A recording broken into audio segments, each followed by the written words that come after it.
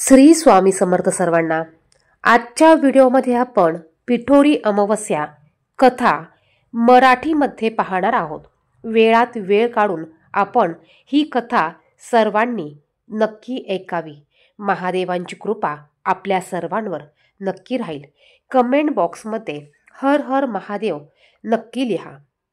आटपाट नगर होतं, तिथे एक गरीब ब्राह्मण राहत होता। त्याच्या घरी श्रावणातल्या अमावस्येच्या दिवशी वडिलांचे श्राद्ध असे। इकडे दरवर्षी काय होई, ज्या दिवशी श्राद्ध त्या दिवशी सकाळपासून त्याच्या सुनेचे पोट दुखू लागे व ब्राह्मण जेवायला बसण्याच्या वेळेस बाळंत होऊन पोर मरून जाई। असं झालं म्हणजे ब्राह्मण तसेच उपाशी जात। असे 6 वर्ष झाले। 7व्या वर्षीही तसंच झालं। तेव्हा सासरा रागवला। ते मेलेले पोर तिच्या ओटीत घातले, तिला रानात हाकलून लावलं। पुढे जाता जाता ती एका मोठ्या अरण्यात गेली। तिथे तिला झोटिंगाची बायको भेटली। ती म्हणाली, बाई बाई, तू कोणाची कोण? इथे येण्याचे कारण काय? आलीस तशी लवकर जा, नाहीतर माझा नवरा झोटिंग येईल आणि तुला मारून टाकीन।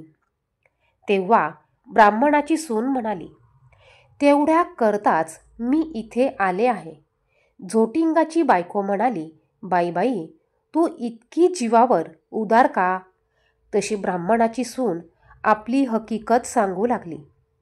ती म्हणाली, मी एका ब्राह्मणाची सून। दरवर्षी मी श्रावणी अमावस्येच्या दिवशी बाळंत होते व मूल मरून जाते। त्याच दिवशी आमच्या घरी माझ्या आजे सासऱ्याचे श्राद्ध असे। माझे असं झालं म्हणजे श्राद्धास आलेले ब्राह्मण उपाशी जात। अशी 6 बाळंतपणं माझी झाली। 7व्या खेपेला सुद्धा असंच झालं। तेव्हा मामांजींना माझा राग आला। ते मला म्हणाले, माझा बाप तुझ्या बाळंतपणामुळं 7 वर्षे उपाशी राहिला, तर तू घरातून चालती हो। असं म्हणून हे मेलेलं मूल माझ्या ओटीत घातलं आणि मला घालवून दिलं। नंतर मी इथे आले। आता जगून तरी काय करायचे आहे, असं म्हणून रडू लागली। तशी झोटिंगाची बायको तिला म्हणाली, बाई, तू भिवू नको, घाबरू नको, अशीच थोडी पुढं जा। तिथं तुला एक शिवलिंग दृष्टीस पडेल। बेलाचं झाड लागेल, तिथे एका झाडावर बसून राहा।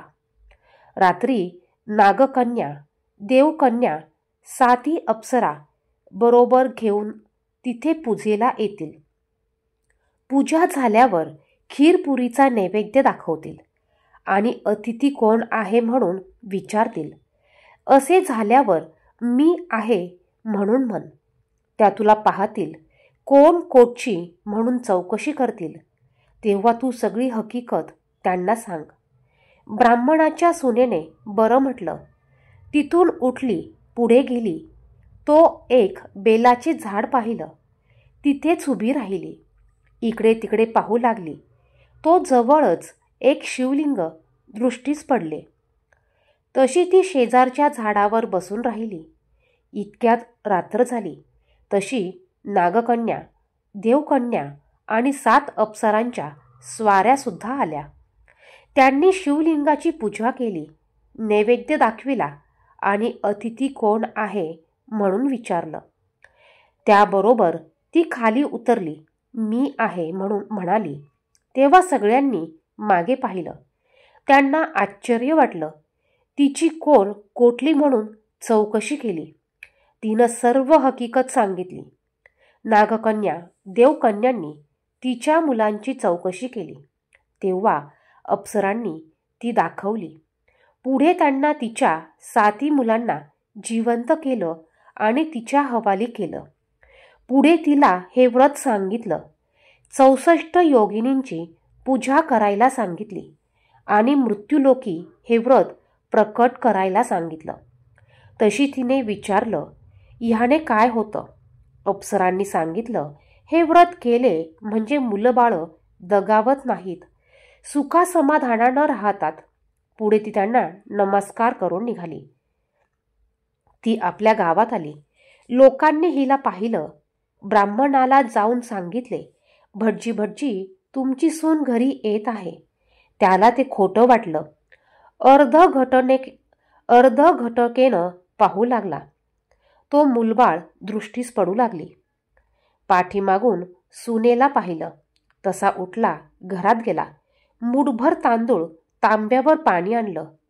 तांदूळ सुनेवरून आणि मुलांवरून ओवाळून टाकून दिले. हात पाय धुवून घरात आला. सर्व हकीकत सुनेला विचारली. तिनं ती सारी सांगितली. पुढे सर्वांना आनंद झाला आणि मुलाबाळांसहित सुखाने ती नांदू लागली. ही 60 उत्तराची कहाणी 5 उत्तरी सुफळ संपूर्ण.